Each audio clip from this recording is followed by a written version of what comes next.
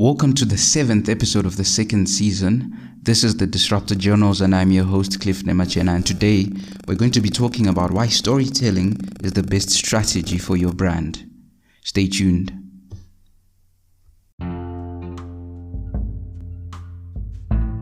This podcast is brought to you by Lunio X, a modern communications holding company housing advertising agencies and production companies.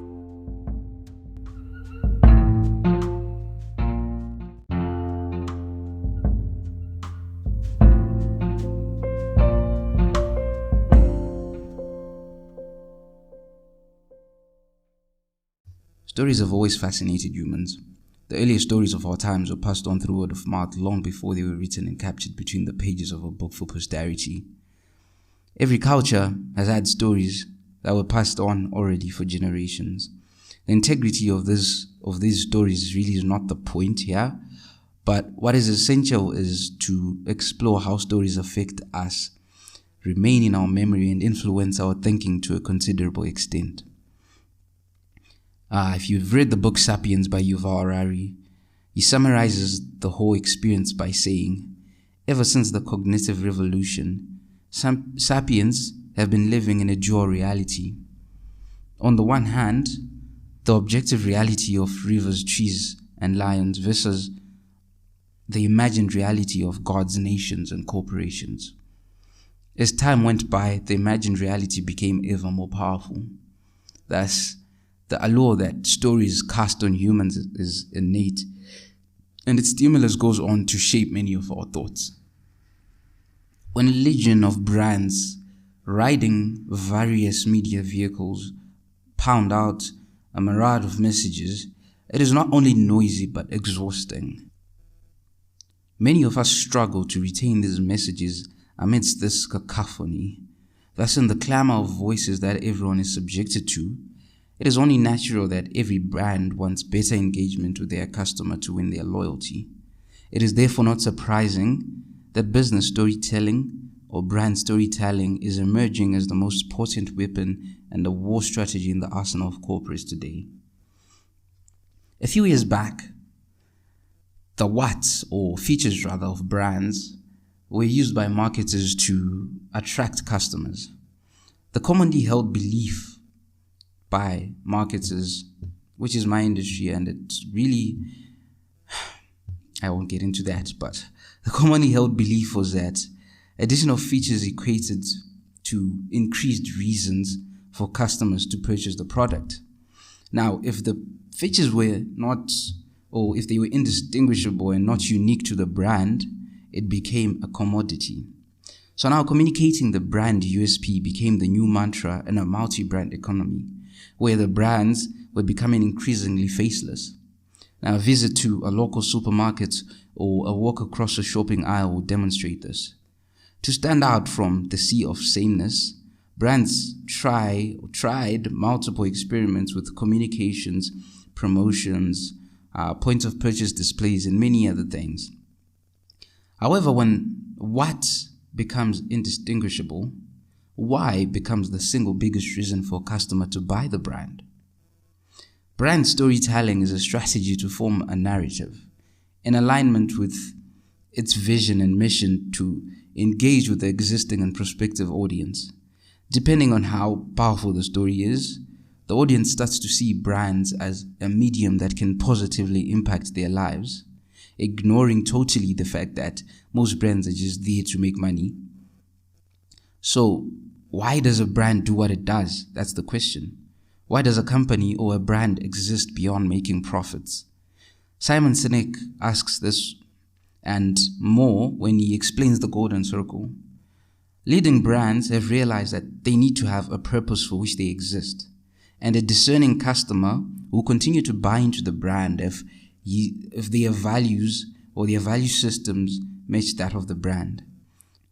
Dove has a vision of a world where, and it's a quick example here, I'm going to give 2 or 3, but Dove has a vision of a world where beauty is the source of confidence, not anxiety. Their purpose is to ensure that the next generation grows up enjoying a positive relationship with the way they look.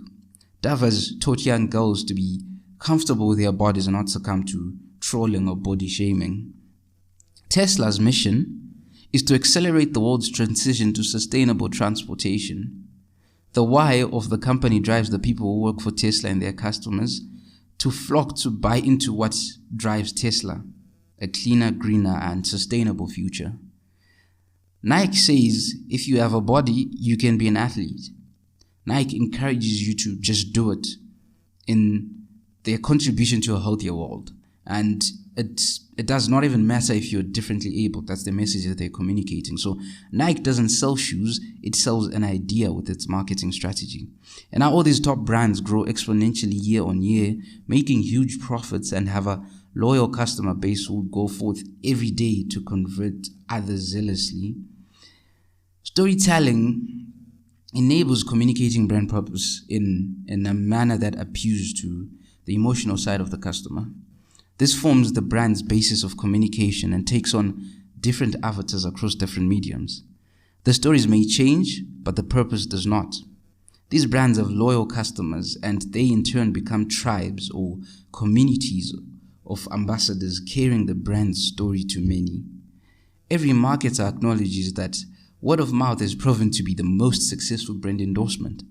The stories that customers recount contribute to the fan following.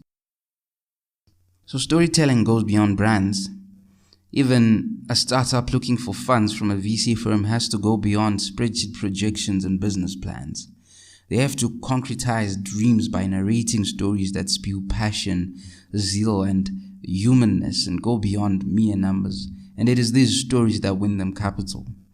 How do brands compete now and win in the sea of sameness amidst all this noise and clatter? Clear brand purpose, translated through storytelling, seems to be a common phenomenon across the super brands. Customers are at the focus of these stories and never the brand itself. Therefore, it is crucial to establish an emotional connection between the brand and the customer group. Once the customer buys into the brand and continues to be a lifelong loyalist, it means that your storytelling has been successful and that you have connected the customer to the why of your brand. At that point, the price, the features, and promotions cease to exist. They do not matter anymore.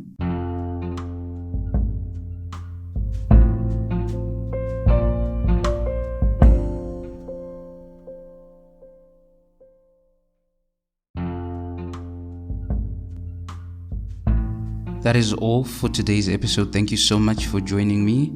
Remember to subscribe to the Substack. Link is in the description. Follow me on Instagram.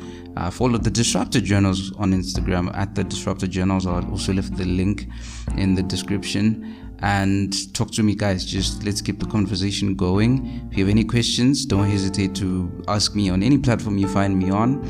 And keep the conversation going with hashtag TDJ. I will be looking out for all your comments and everything you have to say about the show. I hope you really enjoyed this episode and I hope you learned something. And I'll see you again tomorrow. Or you'll hear from me tomorrow. I don't know. Semantics. I don't know which one is right. Cheers, guys.